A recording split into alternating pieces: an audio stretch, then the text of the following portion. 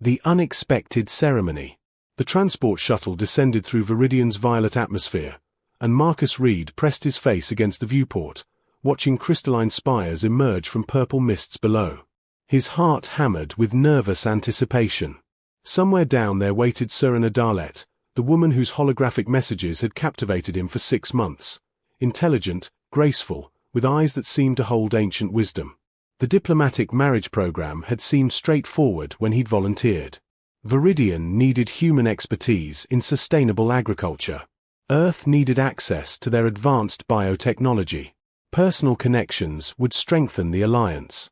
He'd exchanged hundreds of messages with Serena, felt genuine connection growing between them, and finally agreed to the bonding ceremony that would make their partnership official. The landing pad shimmered with gathered crowds. Marcus's escort, Ambassador the Lin, placed a reassuring hand on his shoulder as the shuttle doors opened. Remember, approach the altar with an open heart. Viridian customs may differ from Earth's, but the sentiment is universal. Marcus nodded, smoothing his ceremonial robes, a gift from Serena herself, woven from fabric that shifted colors with his emotions. Currently, they swirled with anxious blues and hopeful golds. The crowd parted as he walked toward the central platform where Serena stood. She was even more breathtaking in person, tall and elegant, her silver hair cascading over bare shoulders, wearing a gown that seemed spun from starlight. Her smile when she saw him made his breath catch. But as he climbed the steps, 2 other women moved from the shadows behind Serena. One had hair like burnished copper, her expression warm and gentle. The other was younger, with midnight dark hair and mischievous eyes that sparkled with barely contained energy. Marcus stumbled slightly, confusion breaking his stride. Serena reached out, steadying him with a touch that sent warmth through his entire body. Marcus Reed of Earth, the officiant's voice rang out across the plaza. Do you accept the sacred triad bond with Serena, Kyra, and Nessa Darlet, pledging yourself to all 3 as they pledge themselves to you? The words hit him like a physical blow. 3. His eyes darted between the women. The copper-haired one, Kyra, gave him an encouraging smile. Nessa winked playfully. Serena's grip on his hand tightened, her empathic abilities no doubt sensing his panic. I. Marcus's voice failed him. Thousands of eyes watched expectantly. The ceremonial music swelled. Serena leaned close, her breath warm against his ear. Trust me, she whispered. Trust us. Something in her voice, in the genuine hope he saw reflected in all 3 faces, made him take a shaky breath. He'd traveled across the galaxy for this. Whatever was happening, he could at least hear them out. I accept, he heard himself say, his voice barely audible over the sudden eruption of joyous celebration from the crowd. 3 hearts, 3 worlds. The ceremonial feast blurred past in a haze of exotic foods, jubilant music, and Marcus's mounting confusion. He sat at the center of a long table with Serena on his right, Kyra on his left, and Nessa directly across from him, her dark eyes watching him with amused fascination. You didn't know, Nessa said finally, breaking the awkward silence between them. It wasn't a question. Marcus set down his glass carefully. The cultural briefings mentioned marriage customs, but they never said that Viridian bonds are always triadic. Kyra's gentle voice held genuine sympathy. I told Serena we should have been more explicit in our messages. Serena's fingers found his beneath the table, her touch apologetic. On Viridian, the concept is so fundamental that it never occurred to me you wouldn't understand. 3 souls joining as one, it's how we've bonded for millennia. Balance, harmony, completion. 1 husband, 3 wives. Marcus tried to wrap his mind around it. 1 bond, 4 hearts, Nessa corrected, leaning forward with sudden intensity. You're not collecting us like possessions, Marcus. We choose you together. We share you, yes, but we also share each other, our strengths, our purposes, our love. The word love made his chest tighten. He'd been falling for Serena through their messages, but now 2 other women were part of that equation. Women he'd just met. I don't know if I can. Then learn, Serena interrupted softly. No one expects you to love all 3 of us tonight. But give us a chance to show you what this bond means. Over the following days, Each sister made good on that promise. Serena found him at dawn on the residence's observation deck, where the twin suns painted the sky in shades of amber and rose. She brought steaming cups of Kayla, a Viridian drink that tasted like spiced honey. "I lead our family in matters of strategy and protection," she explained, settling beside him. "My empathic abilities let me sense danger, read intentions.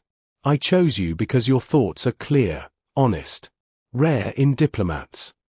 Her hand covered his on the railing, and Marcus felt a gentle pulse of warmth, her abilities sharing the genuine affection she felt. When she leaned in to kiss him, soft and unhurried, he didn't pull away. Her lips tasted of Kayla and promise. Kyra discovered him that afternoon in the agricultural research lab, overwhelmed by Viridian's bioluminescent crop systems. She moved through the glowing plants with natural grace, her fingers trailing over leaves that brightened at her touch. "I'm the healer," she said, demonstrating how she could accelerate plant growth with focused energy from her palms. "Life responds to me. I sensed your loneliness in Serena's descriptions of you, a man who nurtures growing things but had no one to nurture him." She led him deeper into the gardens as evening fell, where flowers bloomed in the darkness like captured stars.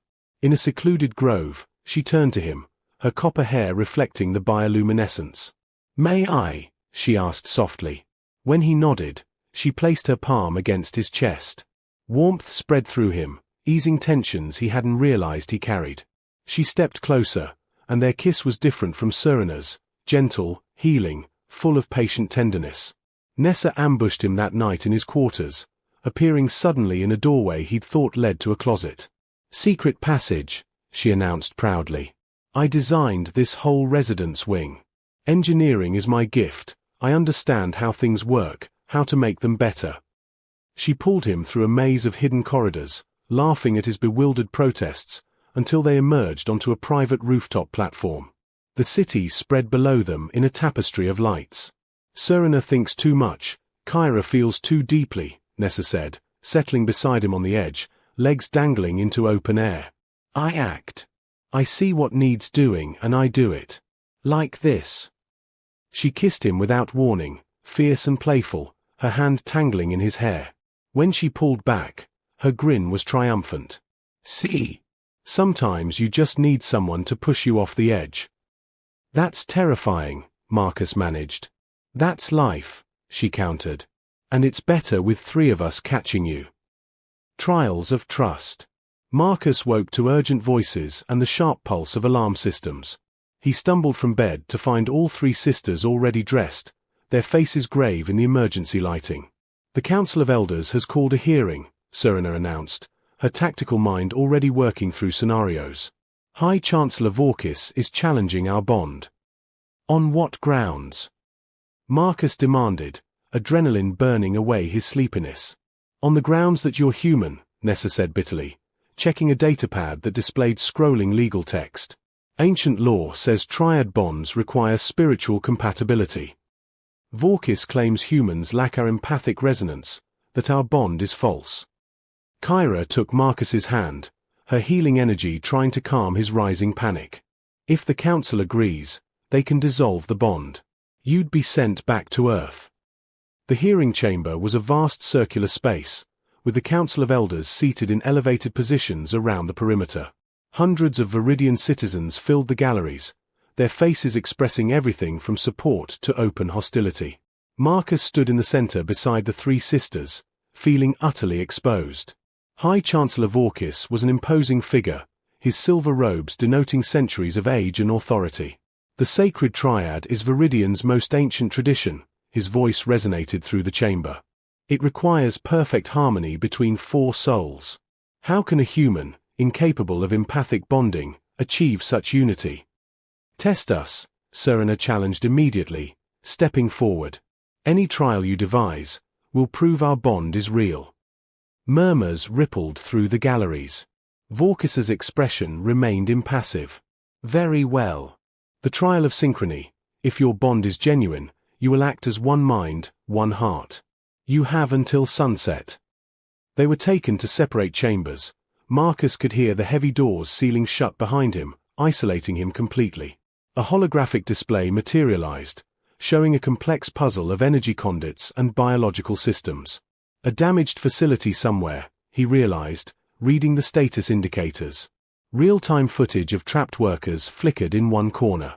Each of you sees a different part of the solution, Vorkas's voice echoed. Without communication, working in isolation, you must coordinate your actions to save those lives. This is what true triad bonding enables, intuitive unity. Begin. Marcus stared at the interface, his heart sinking. How could they coordinate without talking? He wasn't empathic like Serena, couldn't sense the other's thoughts or intentions. Then he remembered 3 weeks of learning how each sister thought. Serena's tactical precision. Kyra's intuitive understanding of living systems. Nessa's engineering brilliance. He didn't need telepathy. He knew them.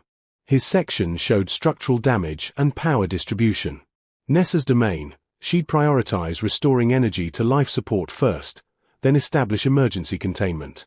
He began rerouting power systems, trusting she was doing the same from her perspective. The biological contamination spreading through the facility, that was Kyra's territory. She'd want to slow the spread naturally before applying direct healing. He activated environmental controls that would create barriers of temperature and humidity, giving her time to work. And Serena, seeing the overall tactical picture, would be coordinating evacuation routes. He opened passages in the directions she would logically choose, supporting her strategy without seeing her moves. Time blurred. Sweat dripped down his face as he worked feverishly, making decisions based not on empathic sensing but on deep knowledge of 3 remarkable women. On trust. The hologram suddenly flashed green. The trapped workers were safe, the contamination contained, the facility stabilized. His door unsealed. In the central chamber, all 3 sisters turned to him simultaneously, their faces radiant with triumph and relief. They moved together, wrapping him in an embrace that felt like coming home. Impossible, Vorkis breathed, studying the data. Perfect synchronization. 0 communication. You functioned as a true triad. Because we are a true triad, Serena said firmly, her hand finding Marcus's. Love doesn't require empathic abilities, Chancellor. It requires attention, understanding, trust. Marcus has given us all 3. The council elder who'd remained silent until now leaned forward, her ancient eyes thoughtful. The human succeeded not despite his differences, but because of them. He observed where we would simply sense. Perhaps this bond teaches us something new about unity. The vote was called. One by one, the elders signaled approval, even Vorkis, grudgingly. The bond was recognized as legitimate, unbreakable. That night, in the privacy of their shared residence, Marcus sat with all 3 sisters on the rooftop platform where Nessa had first kissed him. Kyra rested her head on his shoulder. Nessa held his hand, her usual energy quieted to contentment. Serena sat across from him, her eyes reflecting starlight. You saved us today, Kyra murmured. No, Marcus corrected softly. We saved each other. That's what this is, isn't it? Not one person carrying 3 others, but 4 people becoming stronger together. Serena smiled, and he felt the pulse of her empathic approval like a warm embrace. Now you understand. The balance of affection. The weeks following the trial brought unexpected peace. Marcus found himself settling into the rhythm of life with 3 women who each completed a different part of him. But late one evening, alone in the study, doubt crept back in. You're troubled, Serena's voice came from the doorway. She moved into the room with that fluid grace he'd come to adore, settling into the chair across from him. Your thoughts are clouded tonight. Marcus set down the report he'd been pretending to read. On Earth, love is supposed to be exclusive. One person, one heart. I keep wondering if I'm doing something wrong by caring for all 3 of you. And do you care for all of us? Her eyes held no judgment, only curiosity. Yes, he admitted, the word feeling like both confession and relief. But differently. With you, I feel grounded. Safe. You challenge my mind, make me think strategically. When you touch me, I feel like I can face anything. Serena rose and came to him, kneeling beside his chair so their eyes were level. "Then that's what I meant to give you. Marcus, on Earth you're taught that love divides, that giving your heart to one means taking it from another. On Viridian, we know love multiplies." She took his face in her hands, her empathic abilities letting him feel the depth of her affection. Fierce, protective, unwavering. When she kissed him, it was with commanding certainty, as if claiming him and surrendering to him simultaneously. He pulled her closer, the chair forgotten as they moved to the cushioned floor, her body warm against his. "I chose you to lead beside me," she whispered against his neck. "To be my equal, my anchor. Let me be yours." Their joining was intense, passionate, two strategic minds finally surrendering to pure feeling. Afterward, holding her close, Marcus understood that this wasn't diminished by being one of three loves. It was complete in itself. He found Kyra the next morning in the healing gardens, tending to a section of medicinal flowers. She looked up as he approached, a knowing smile on her lips. "Serena helped you see more clearly," she observed, brushing soil from her hands. "Good. You were carrying unnecessary weight." "And what about you?" Marcus asked, settling beside her among the blooms. "What do you need from me?" Kyra was quiet for a long moment, her fingers trailing over a blossom that opened at her touch. "Gentleness. Patience. Serena is our strength, Nessa is our fire, but I—" She turned to him, vulnerability clear in her expression. "I need someone who sees softness not as weakness but as its own kind of power." Marcus reached for her hand, bringing it to his lips. "You heal everything you touch, including me." She melted into his embrace, and their kiss was slow, tender, full of unrushed devotion. They stayed in the garden as the day warmed, talking quietly between longer silences. When they finally made love, it was on a bed of soft moss beneath flowering vines, gentle and unhurried, her healing energy wrapping around them both like a blessing. "I was afraid," she confessed afterward, her head on his chest.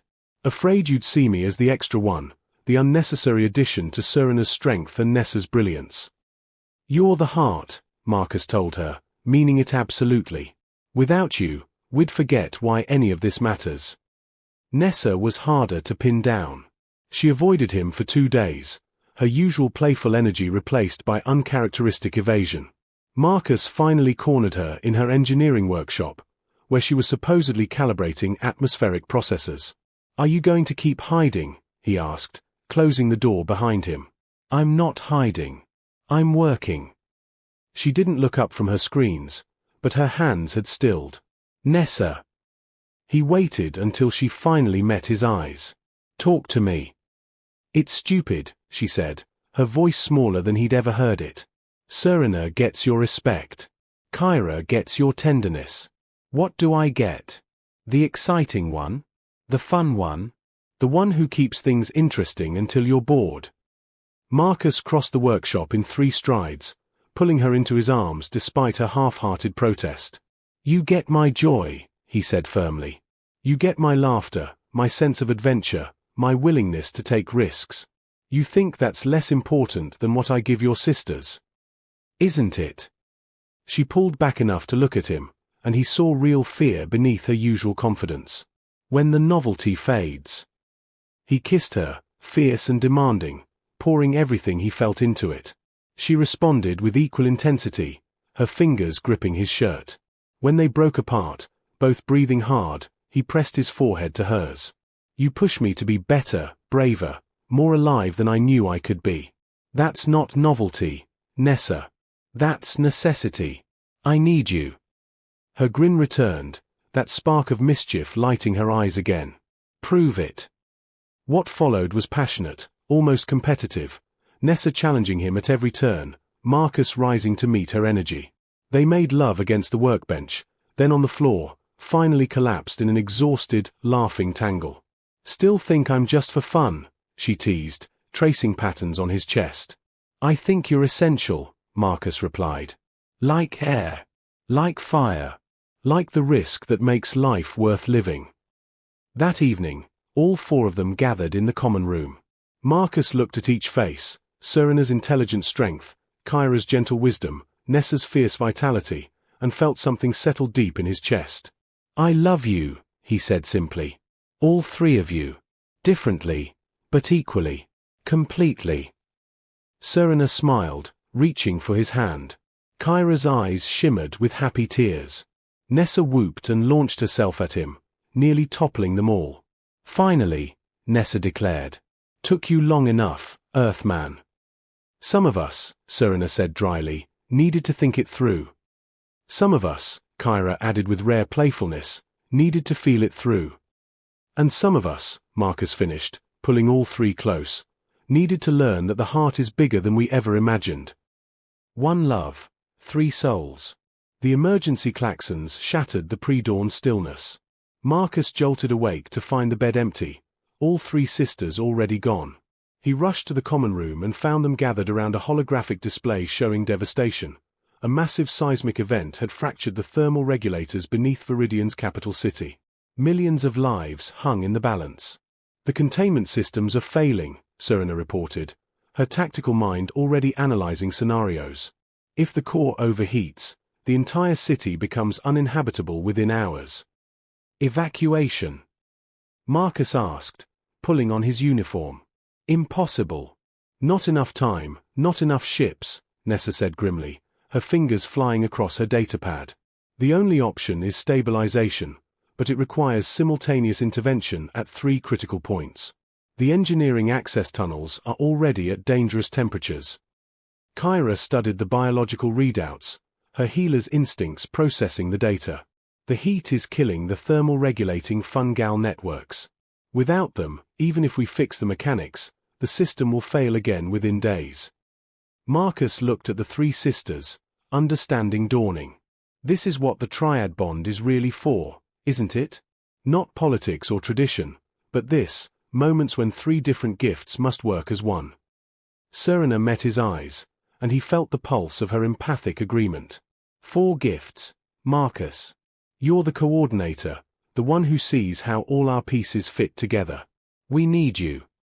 They geared up quickly, thermal suits, emergency equipment, communication devices. At the entrance to the access tunnels, Ambassador Thelin tried to stop them. "This is madness. Send trained teams."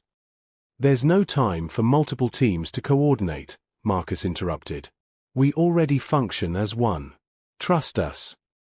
The tunnels were hell, superheated air, failing systems sparking dangerously, the distant rumble of stressed infrastructure.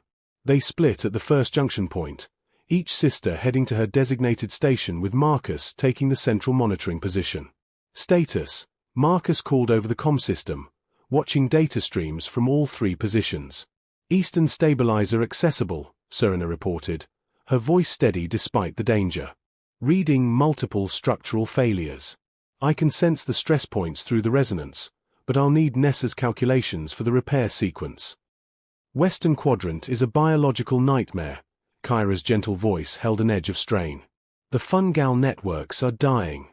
I can revive them, but they'll need optimal environmental conditions to take hold."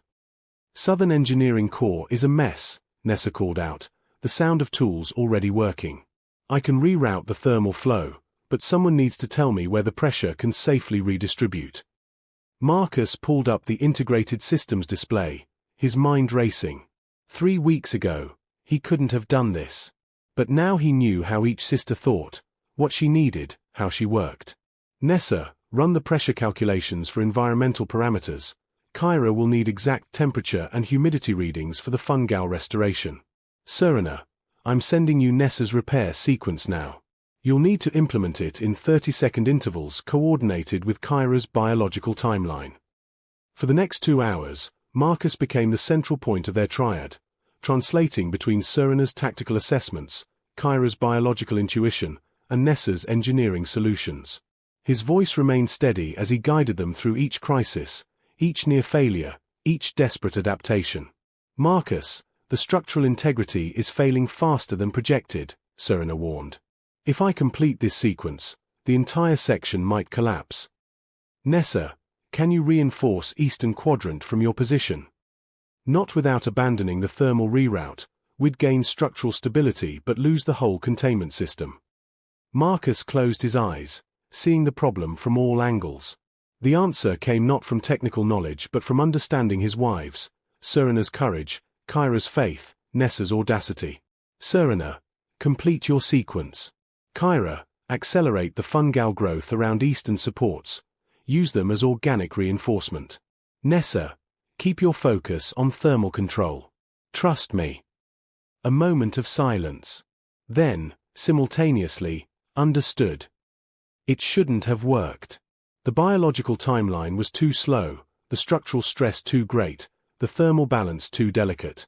But the sisters had learned to trust not just each other, but Marcus's understanding of how their gifts interwove. Kyra's healing energy pushed the fungal networks to impossible growth rates. The organic structures wrapped around failing supports just as Serana completed her sequence. The pressure Nessa redirected found pathways that the new biological infrastructure could tolerate. Core temperature stabilizing, Nessa reported, disbelief in her voice. We're at sustainable levels. Fungal networks holding, Kyra added. They're adapting, spreading. The system will regenerate naturally now. Structural integrity restored, Serana confirmed. All critical points are secured. When they emerged from the tunnels hours later, exhausted and blackened with soot, thousands had gathered. The crowd erupted in celebration. Their capital was saved, their lives preserved by the triad everyone had doubted. High Chancellor Vorkis stood at the forefront, his expression transformed. I questioned whether a human could truly bond with our people, he said, loud enough for all to hear. Today, you've shown us that bonds transcend species. You've honored our most sacred tradition by proving its deepest truth, that unity creates miracles. That night, back in their residence, Marcus stood on the rooftop with all three sisters. The city lights below blazed with celebration, but up here, it was just the four of them. I used to think love meant finding one perfect person, Marcus said quietly.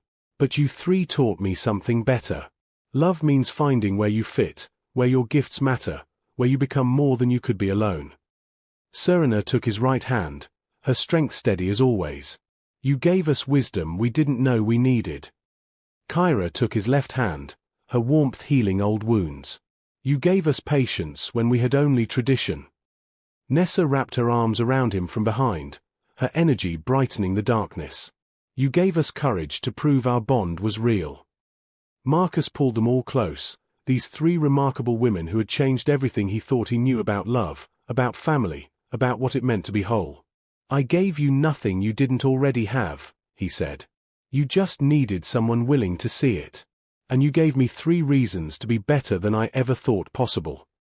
Above them, Viridian's twin moons rose in tandem, their light painting the 4 figures in silver.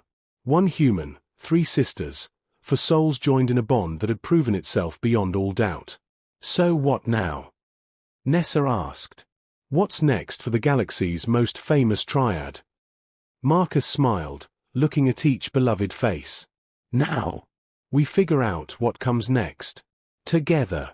Always together.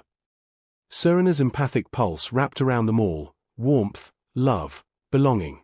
Kyra's healing energy soothed away the day's exhaustion. Nessa's infectious joy lit them from within. And Marcus, the human who had traveled across the galaxy expecting 1 wife and found 3, finally understood what Viridian had known for millennia. That love, real love, didn't divide or diminish. It multiplied, expanded, became something greater than the sum of its parts. 1 bond. 4 hearts. Infinite possibilities. The future stretched before them, full of challenges and adventures, political intrigue and quiet moments, passion and partnership. But whatever came, they would face it as they'd faced everything else, together, unified, complete. The triad bond wasn't just about marriage or tradition. It was about discovering that the human heart, whether from Earth or Viridian, was capable of far more love than anyone had ever imagined possible. And in that discovery, Marcus Reed had found not just 3 wives, but 3 pieces of his soul he'd never known were missing.